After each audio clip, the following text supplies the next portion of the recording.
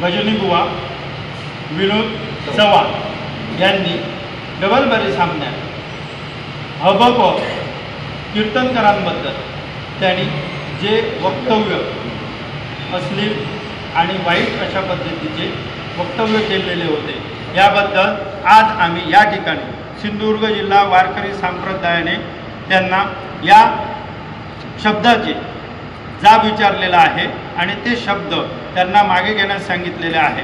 तर त्यांनी जाहीररित्या माफी मागावी अशा पद्धतीने मी त्यांना विनंती करतो। आता ते बोलतील। या ठिकाणी हरिभक्त पारायण सिंधुदुर्ग जिल्हा वारकरी संप्रदाय, हरिदास कीर्तनकार संप्रदाय हे सगळे लोक या ठिकाणी जमलेले आहेत आणि जो प्रकार त्या दिवशी त्या डबलबारीच्या माध्यमातून झाला, माझ्या तोंडातून जे शब्द निघाले ते जाणीवपूर्वक मी केले नव्हते, तरी अनावधाने माझ्या तोंडातून आले। त्याच्याबद्दल मी मनापासून नम्रतेने सगळ्या संप्रदायाची मी माफी मागतो। पुन्हा अशी चूक सगळ्या कीर्तनकारांची आणि सगळ्या भजनी संप्रदाय वारकरी संप्रदायांची मी माफी मागतो जाहीर, कारण मी नम्रतेने माझ्याकडनं ते अनावधानाने चुकून शब्द आलेले आहेत ते मी माघारी घेतो।